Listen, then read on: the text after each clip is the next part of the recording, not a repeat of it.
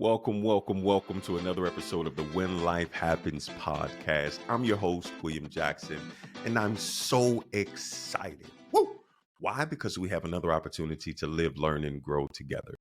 And I am extremely excited about what we're going to talk about today because I think if we get this right, if we stop and pause and take a moment to address this issue, it literally has the power to release freedom, not just in our lives, but in our entire bloodline. So today, we are going to talk about the art of generational healing, where we are interested and invested in creating a space that we can travel back down through the corridors of our history and figure out where may be some pockets or some doors or some rooms that may not have been addressed, because what we don't address and what we don't take the intentional moment or a moment of intentionality to heal, we will hand off to those that are coming behind us. So I'm excited about this topic because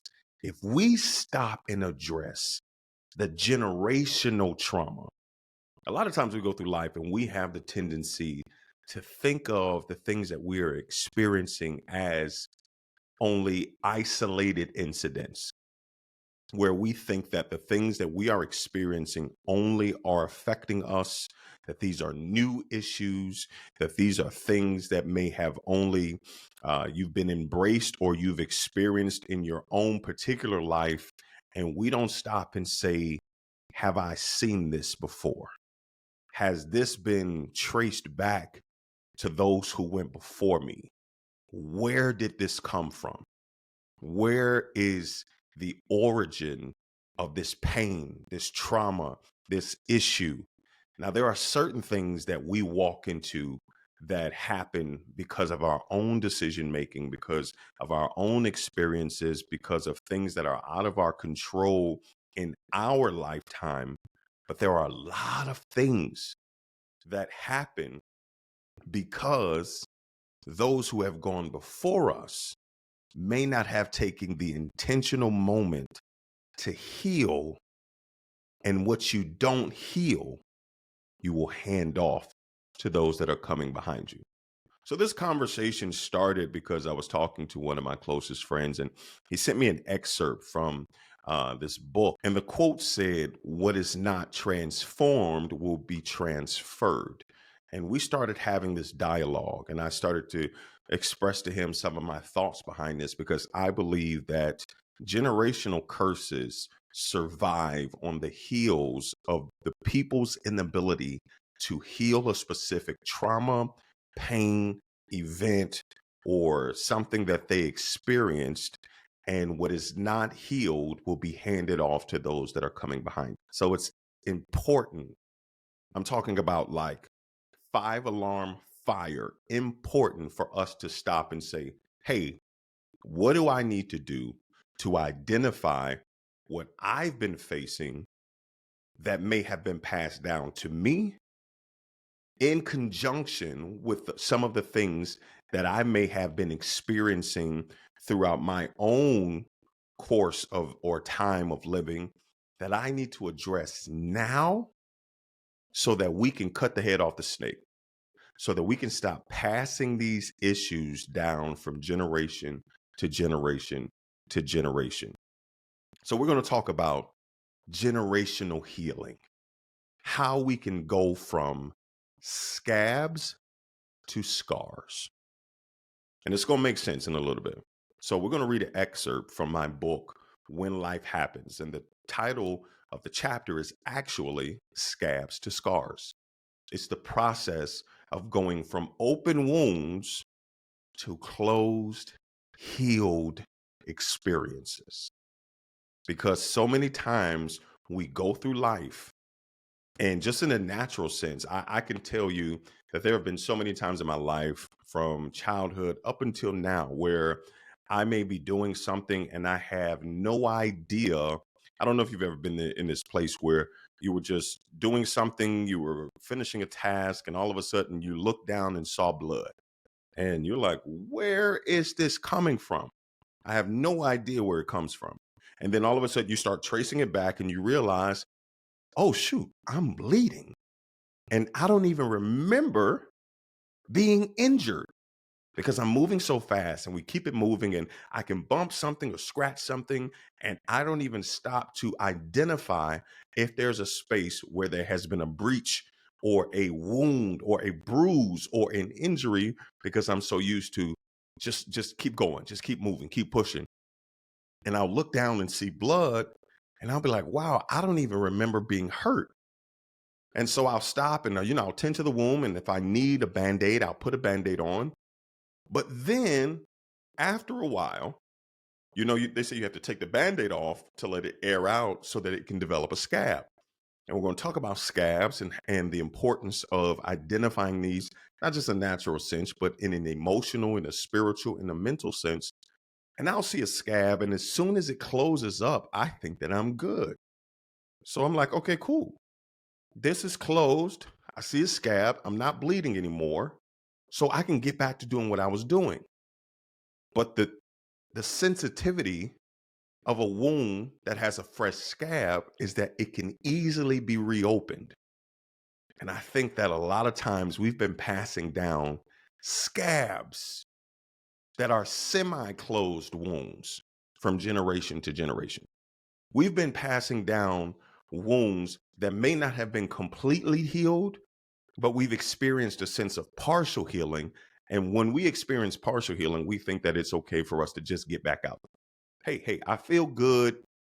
I'm not bleeding anymore, or I'm not coughing anymore. I'm not crying anymore. I'm not angry anymore. So let me just jump right back out there and do what I was doing, even though I may not have experienced complete healing.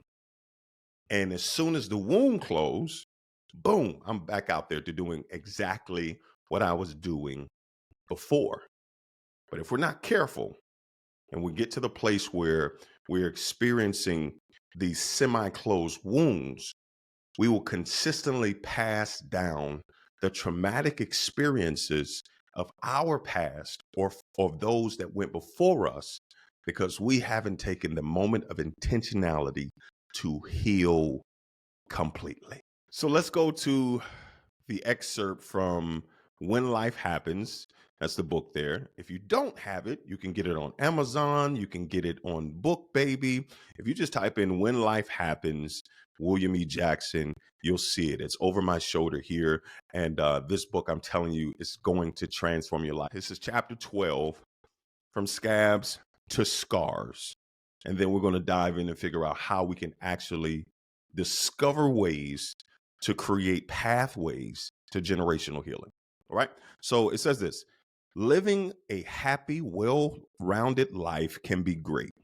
Unfortunately, inevitably, there will be things in life that cause us great emotional damage. So we'll stop there. It's important and imperative enough to know that when we are traveling through life, we should be able to have a sense of emotional and mental intelligence to know that we are going to experience things that cause us pain. That there is nothing in life that states or that shows us or that has been a precursor for us to say that there will never be any heartbreak, there will never be any pain, there will never be any loss. And I think it's important to really grasp that concept, because if you expect something or if you have an idea that it may be coming at one portion of your life or one part of your life or another, when it does come, you have more of an ability to embrace it and to travel through it and to heal effectively. It's the things that we don't expect that pop out of nowhere that have the ability to literally destroy everything that we've built. That has the propensity to literally just throw our entire life off course. It's the hit that we didn't see coming. And I'll talk about those type of events in the book, in the chapter, What the Heck Was That? That's the name of the chapter. What the heck was that? Have you ever had those moments where this just came out of nowhere and you're saying, what the heck was that? Where did that even come from? Those are the moments that actually have the ability to shake your entire foundation. So inevitably, there will be things in life that will cause us great emotional damage. Sometimes the things we go through can cause catastrophic damage, which can leave us. Sometimes the things we go through can cause us catastrophic damage, which can leave us battered, broken, and bloodied. Have you ever been through something that made you feel that although the pain was emotional, that you physically were left battered and bruised? Have you been in that place where you've experienced some heartbreak or some pain that literally made you feel it physically to where it made you sick, or you felt like your heart was ripped out of your chest? It's those moments in a natural sense when we are cut open by traumatic events. The healing process usually involves scabs and scars, right? In an emotional sense, those are the moments that usually stick with you and take a while to heal. But in a natural sense, when we're cut open by traumatic events, the healing process usually involves scabs and scars. These are the events in life that occur that cause us internal wounds. Those are the most dangerous. It's the ones you can't see, because we become masters at internalizing that the things that we faced, we tuck it away, we keep it pushing, and we think that as long as I am productive, that I don't need to pause to identify or address the things that are going on inside of me. So that's what happens, is that those are the things that cause us internal wounds. These wounds are often experienced when our innermost areas are penetrated, like when you fall in love, when you get married, when a child is born, or even when you open your own business. These types of events cause us to become completely emotionally invested in the event. That's why some people have said, I will never fall in love again, or I will never jump back into a deep situation. Why? Because I was completely emotionally invested in that last event. And when you are completely emotionally invested and you get hurt and wounded in that deep space, oh, that scar, that scab, that internal wound, that travels with you. There are things that people experience that stick with them throughout the entire course of their lives that may have happened when they were 5, and now they're 75 and still experiencing the causes and the effects of what happened to them 70 years ago. That's why people sometimes have a tendency to say, I'm never getting back into something. Can I be very honest with you? There have been several times where I said never. I will never do that. I'm never going to do that again. I'm never going to be that open again. I'm never going to be that vulnerable. And what I was saying was, I am too hurt right now to even open up and be accessible. But when you heal, and you heal for real, you are now ready to be put back in a space where, one, you can learn from what happened, but two, you can be exposed to the actual thing that you wanted and needed and prayed for, because you've experienced the counterfeit. And now you have the wisdom, and you have the strength, and you have the tenacity, and you have the character to sustain what you prayed for so long ago. Me saying I will never do that again was saying I'm hurt. It was me saying I'm still wounded. I haven't healed. That's an indicator. When you hear people that say I will never, never, I will never do that again, that's just saying, okay, that's a place where I haven't healed completely. Right? So these events pull on our internal forces, such as our mind, our heart, and our soul. Much like when physical wounds take place, the more effort you put into an event, mentally, emotionally, and spiritually, the more damage that can be done if the event goes south and ends badly. So this is the place of the chapter where we start talking about scabs, right? Because it's imperative to know the difference between the two. And I'm going to show you how to identify them both in the natural and the mental, emotional, spiritual realms as well, right? So a scab is a hard coating of the skin that is formed over the wound to allow the wound to heal. Why is that important? Because there are times in your life where you have to put on a covering, or where you have to become more guarded so that you can heal effectively. The people that are unable to heal are the people that continuously experience blow after blow after blow in the same area. Going back to the example, like if I scratch myself and I was bleeding and I put a band-aid on it, and I put a band-aid on it, apply pressure to it, and then stop the bleeding and then jump right back in, and then I scratched it again, the propensity is that the probability of that wound healing now has lessened because I took another blow to that same space.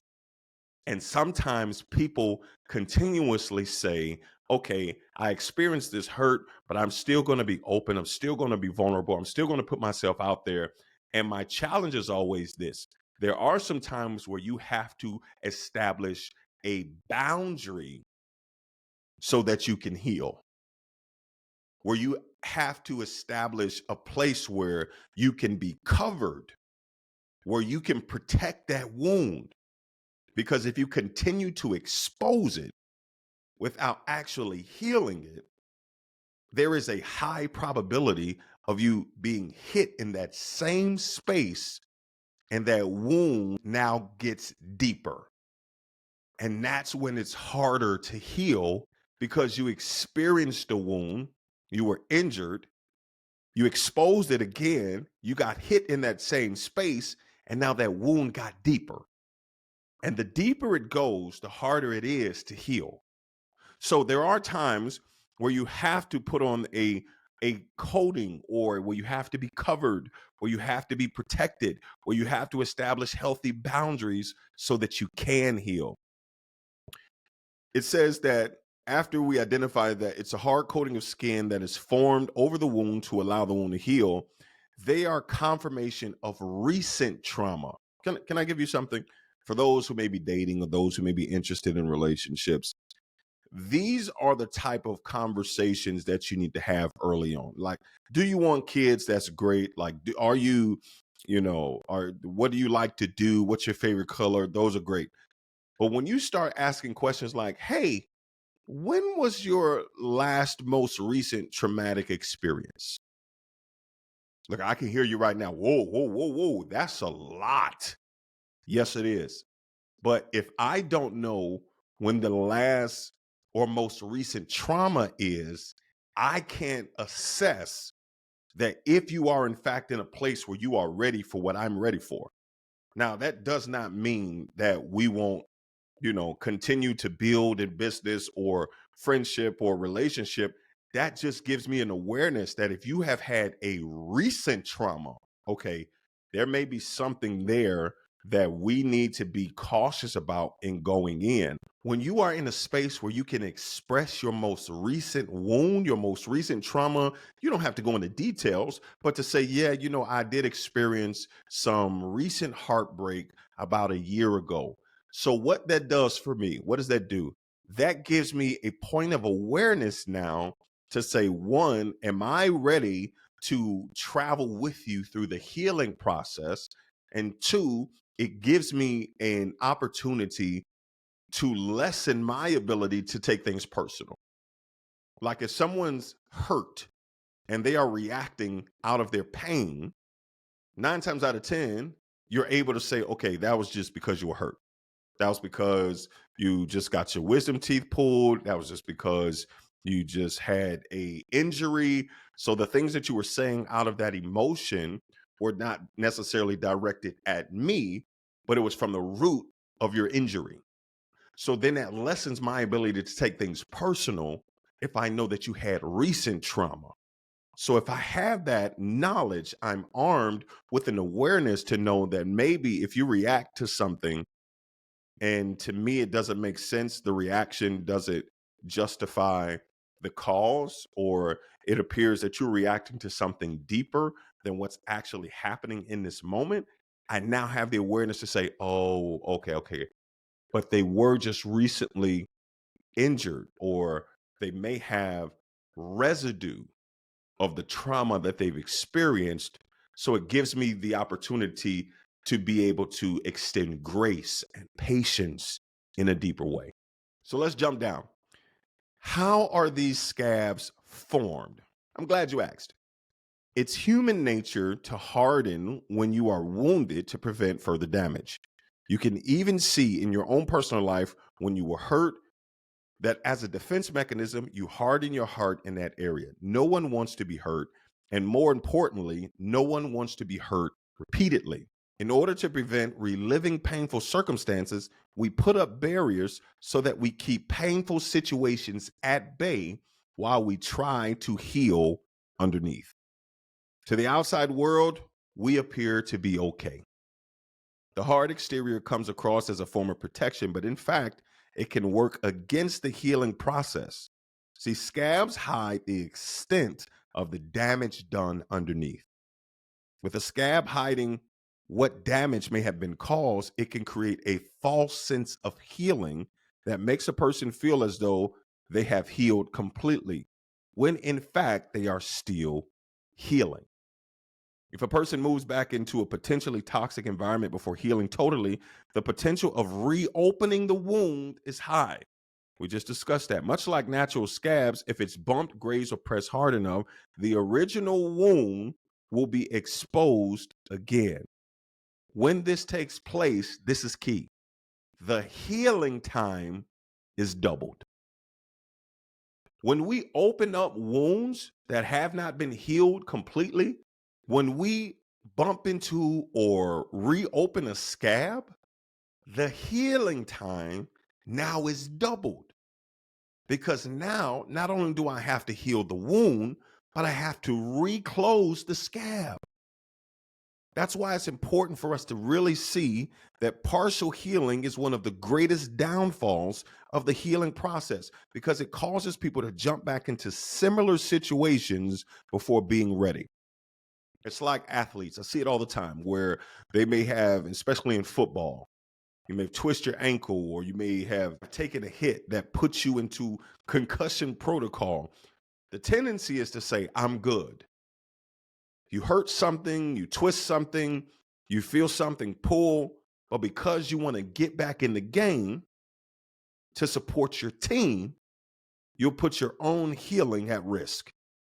And that's what a lot of us do, because we want to jump back in to make sure that we are there for other people, or make sure that we're there to support those who need us, that we will jeopardize our own healing process and not take the time that we need to effectively heal, because we got to get back out there because people need us. But if I don't heal and I am not in a space where I am giving my authentic self, then what I am doing is I'm giving you a fragmented version of me. And the problem with a fragmented version is that fragments are jaded, they're sharp, and they're rugged. Why is that important? Because so many people are getting hurt and injured because they're coming in contact with the jaded, jagged, rough version of us, and they're getting cut in the process. When people are trying to support you, when people are trying to be there for you, when people are trying to intentionally invest in you, because we have not healed, they come into the jaded, jagged, rough version of us, and they get cut on the pieces of our fragments. And then what was initially intended to be a blessing now becomes a curse, because we don't have the ability to sustain and hold on to and maximize the opportunity. There are a lot of situations, whether it be in business, whether it be in relationships, whether it be in friendships, that people jump into these situations without totally healing, and then they risk the opportunity or lose the opportunity because people get cut on our fragmented pieces. And then that causes them to withdraw their desire to invest, to be there, to connect, to support. And then we lose out on the opportunity. How many opportunities have people lost out on because they didn't take the intentional moment to heal, to stop and heal? Because if you heal, then you're in a space where the fragmented pieces move from scabs or open wounds or opportunities to hurt other people, because that's how hurt people, is because when you're hurt and you're fragmented, your pieces cut other people. When we take the time to intentionally heal, not only do we heal our lives, not only do we heal our minds, not only do we heal our hearts, not only do we heal our spirits, our souls, our bodies, is that we prevent this from being passed on to the generation that's coming behind us. I wonder how much trauma, how much pain, how many generational occurrences are being passed down through the birth canal. When a baby is being born and it's a part of the mother, not only are they experiencing, feeling what's happening on the inside of the womb of the mother, but what's also being transferred is all of the things from the mother and the father that have happened mentally, emotionally, spiritually, and they come out reflecting those things. Maybe if we got to the point where we could say, hey, this child just cries uncontrollably. Maybe instead of saying that they just don't sleep, maybe it's important to stop and say, hey, could something have been passed down? Could they be feeling what I was feeling when I was pregnant? Or maybe are there any generational things that could be affecting us? Because children are honest. They say what they feel, they express it, and babies don't have words. But you can oftentimes start picking up on indicators, even in early childhood, that may say, okay, there may be something here. So that's why it's important for us to really get to the place where we are not partially healing and passing things on, that we're taking the time to heal completely. So on that topic of partial healing, when we're talking about people jumping back into similar situations before they're being ready, doing this is almost like jumping out of an airplane without fully checking your parachute. How comfortable would you be if you ascended to 10,000 feet in the air just to hear the skydiving instructor tell you that he sort of checked the chute? I'm pretty sure your response would be nothing short of unpleasant. You may even ask, why weren't you told this before you got on the plane? If you've had that information up front, would you in fact have gone through with the jump? I didn't think so. Tell me, why would you jump back into a relationship, venture out on another business idea, or invest your entire being into a situation when you aren't fully healed from the previous event? Scabs hide how badly hurt we really are. One thing for sure, as long as scabs are present, you are not fully healed. The key to identify scabs is in the emotional and mental impact the past situation has had on you. If you hear the name of a former spouse, or you pass by the same type of business you tried to open, or you run into the person who wronged you and you become upset, saddened, or frustrated, odds are you are still in the scab phase. And here's the thing, that's totally natural. If you've experienced trauma, if you've experienced heartbreak, and you run into that same person, and a lot of times you don't get the closure from someone who hurt you, you just have to sort of move on and travel through life. It's natural to have those feelings, but those are indicators that you haven't healed yet. Because if I see you and I get upset just at the sight, at the thought, then something in me is still connected to you. Because when I heal completely, I sever that tie. So that's why it's important to heal.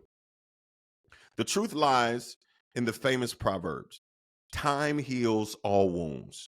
It takes time to recover. When you're injured, you must take certain precautions. You have to treat the wound with medicine. You have to bandage the wound. Then after time has passed, you have to remove the bandage and expose it so that wound can breathe. This is the same format that we should take in our internal wounds. You have to take time to treat the wound with the medicine needed for healing, whether it be prayer, working out, meditation, watching sports.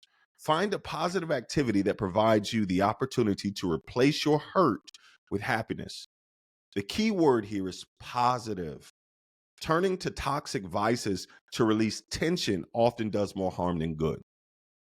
Treating an injury with the wrong medication can cause serious side effects and may often do irreparable damage. After the positive medicine application to the damaged area, you then have to bandage the wound. There will come a time in life where you have to shut yourself off from social media, electronics, and society in order to wrap yourself in the love of family, the safety of solitude, and in the strength of seclusion so that you can heal. Sometimes you have to be intentional about shutting off, where you say, hey, this is just a time, a season, a moment where I got to close in and be intentional about my healing process. How often have you set up times to say, I'm just not going to go on there. I'm not going to be out on the scene. I'm going to get off social media for a minute, because as we become addicted to those things and we are exposing ourselves to everything we're taking in as a result, we create a toxic energy that makes healing take longer.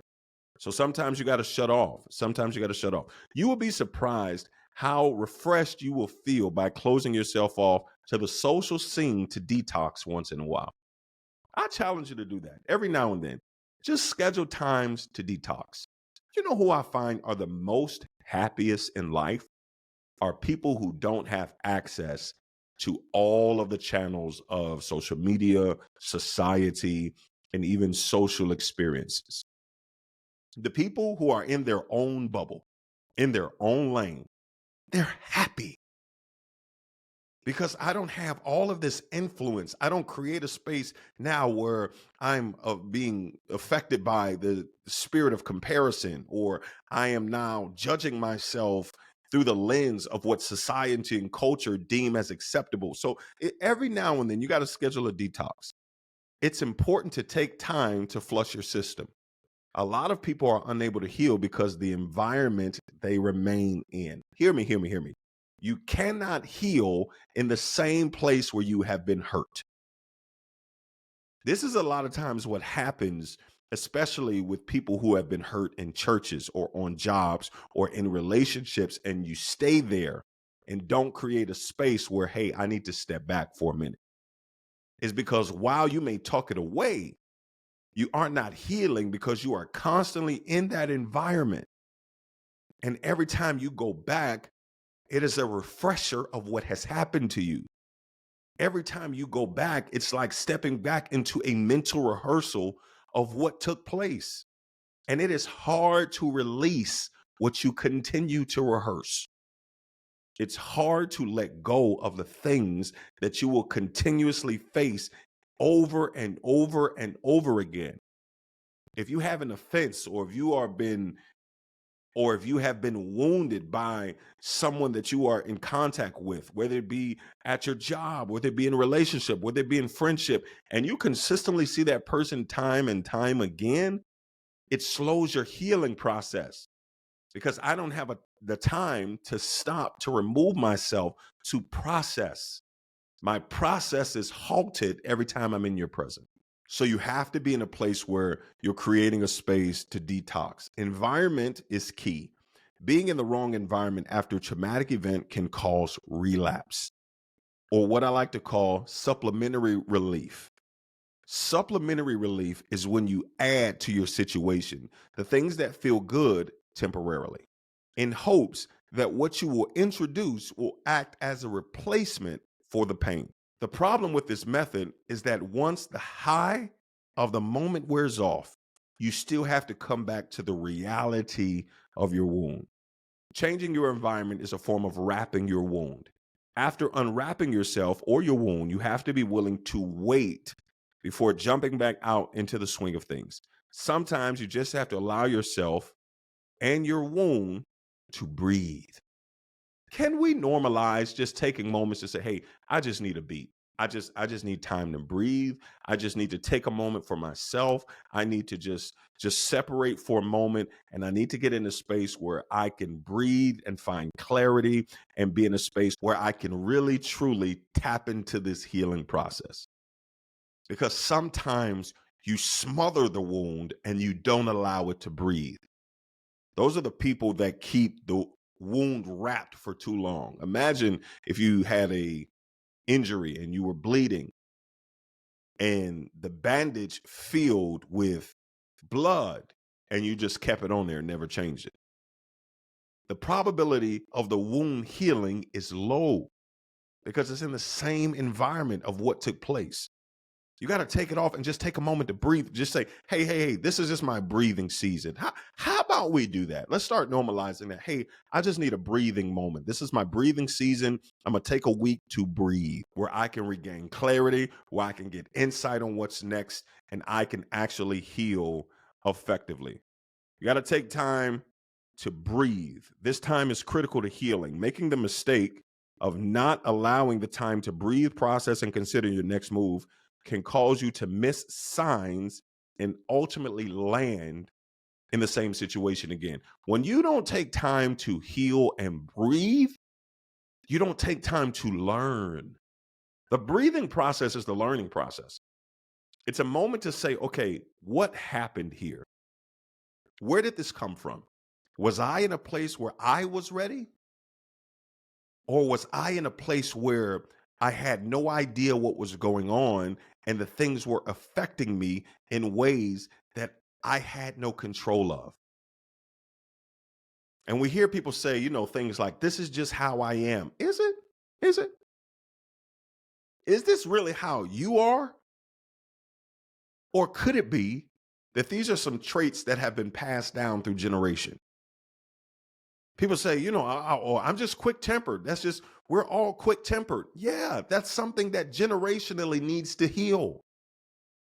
Oh yeah, well, we're the type of men that don't talk. That's just my father didn't talk. I didn't talk. My father didn't tell me the things that I needed to learn, and his father didn't. And that's just how we are. These are the type of men that we are. Yeah, these are the type of men who need to heal generationally. Because you can stop what's being passed down if you take the moment to properly assess and heal. So let's talk about scars for a moment. Well, what is the major difference between scabs and scars? Why is it important to do what is necessary to make sure that the wound you are nursing reaches the scar phase? I mean, really, who wants a permanent scar? A scar is an area of tissue that replaces the normal skin after injury, creating a blemish, mark, or disfigurement. Scars may not be pleasing to the eye, but they serve a very important purpose. In life, it is said that experience is the best teacher. This is very true in many stages of life. As a young boy, I can remember being very inquisitive. I was a child that enjoyed the journey of exploration. The funny thing is that my excursions included a drawer in my mother's dresser or the adventure land behind the scenes of my siblings' door that said, keep out. It's funny how our minds work. We tend to want what we can't have or desire what seems to be out of reach. I can remember hearing words like, no, don't touch, and the infamous, that's hot. In my curious state, I somehow heard, yes, touch this, and that's not that hot. In my haste to prove that I knew better, I would explore the stove that I was told to stay away from, or the iron that I was told would hurt the baby. You ever said that? No, no, no, don't touch that. That will hurt that baby. That'll hurt you. And ultimately, I ended up with tears and left with a scar based on my actions. Here's the truth. We are visual creatures. When we can physically see things, it makes it real for us. How many times can you remember situations you may have been warned about or advised against, but you heard or saw something different that made you risk it all anyway, just to end up hurt or scarred from the circumstance? The major difference between scabs and scars is that a scar holds no pain. Scabs are in the healing process, but a scar, it's what's left after the wound is healed. Now, there are times where you may injure yourself, and with proper expeditious treatment, you can escape without a scar. But there are some things that cut so deep and penetrate so viciously that you are left with a reminder of the pain and you remember the lesson that you have learned. Scars are vital to generational healing. Why? Because a scar holds a lesson. When you heard that stove was hot or the iron was hot and you touched it anyway, and you have a scar to this day, when you look down, you remember that exact same moment. Now, how does that help generationally? Is because after I go through something and I heal effectively, the scar is a reminder and it provides me an opportunity to pass a lesson down versus passing trauma down.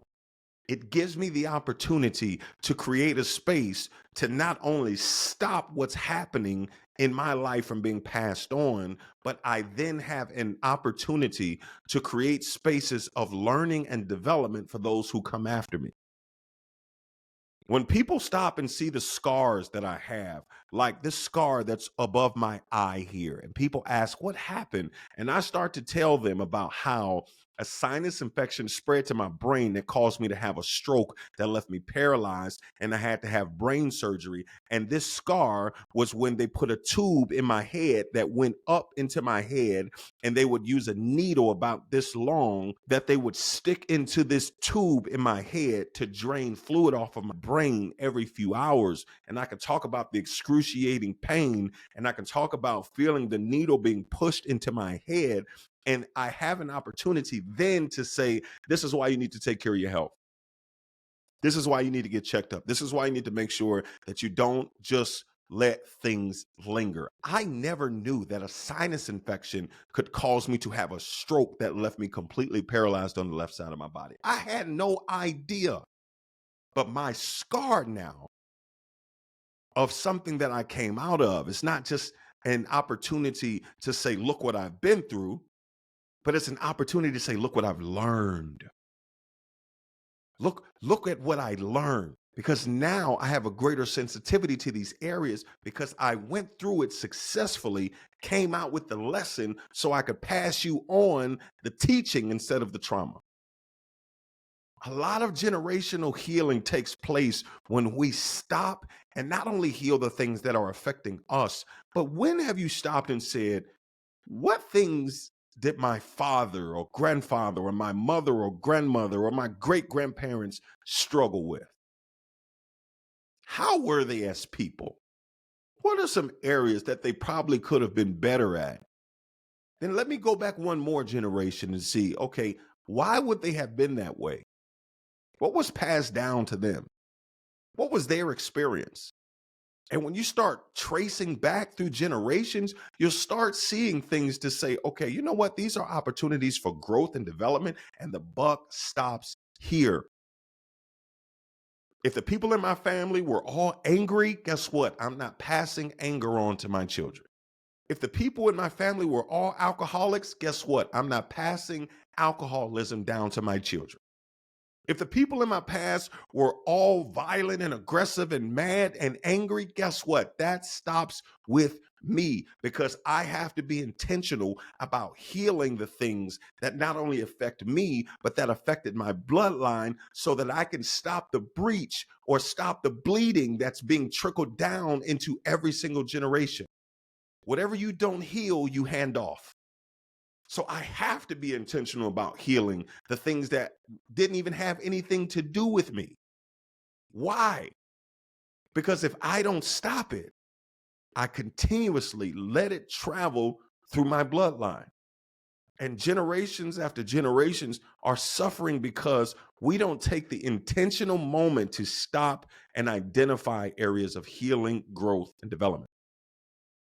That's my charge. It's to be in a place to say, okay, where do I need to heal? How do I need to get better? Every so often, check in with you. Where am I? What do I need to do? How do I need to get better? Where do I need to heal? What are some things that are affecting me that if I am not intentional about healing from the traumas of my past, the traumas of my childhood, or even understanding the things that have happened in the generations before? And you may not be privy to that information. You may not be privy to know what happened in the generations before you, what the experience was, but you are privy to the result of what happened to those who went before you. If the people that were in your family were angry, or they were hurt, or they had certain tendencies that did not foster healthy environments for you to feel loved and appreciated and safe, then we need to identify what those problem areas are so we can intentionally fix them, so that I can be intentional about rewiring how I view things, my emotional approach to people, my emotional intelligence, me making sure that my mindset is in a place that is passing on healthy habits. Because if I don't learn, I leave it to someone else coming behind me to learn. And this is the thing: when it does not heal and it's passed on to the next generation, it's passed on with a greater strength. It's passed on with a greater weight. It becomes stronger. The people who come after you, your children, then experience a twice tougher battle than what you faced, because every generation it gets passed down, it gets stronger. With every generation comes a greater grip, a greater stronghold. And if we don't heal it, we pass not just what we faced, but we pass down the strength. It becomes stronger. And now they're facing something double of what I faced. Now just stop for a minute and think about the things that have not been healed in your bloodline. Think about as far back as you can go. Your great, great, great, great, great, great, great, whoever you know, whoever you heard stories about, and think about it. Imagine they didn't heal and how many generations it passed down. And with every generation it passed down, it got stronger. That's why it's hard for people to have a natural sense of just breaking things or stepping out of situations, because maybe this stronghold was passed down from generations. And I have a tendency to get in this place and have a natural proclivity to connect with it. And once I connect with it, it's so strong because it has the strength of 50 generations. That's why we got to heal. That's why we have to be intentional to say it stops here. Because if I don't heal it here, then those who come after me will have to face it stronger than what I had to face. That's why you got to be intentional of saying, hey, I need to heal here. Because what I don't stop from trickling down the bloodline into the next generation, I am risking it never being identified, addressed, eradicated, and healed. If you're in a space where you still experience certain hurts, certain aspects of what you're experiencing, that's an indicator that you may be in the scab phase. And you got to be intentional about your environment so you can heal effectively. Don't just say, I got to keep it pushing. Don't just say, I got to keep it moving. No, you got to stop and you got to heal. Healing is not just for you. Forgiveness is not just for you. If you don't forgive, then you pass down what? The unforgiveness to the next generation. And they won't know why they're angry. And they won't understand why they have this propensity to just blow up and snap at people. That's why we have to heal. That's why we have to forgive. That's why we have to release. Because if I don't, I'm passing it down, it gets stronger. And whatever I don't heal, I hand off to who's coming after me.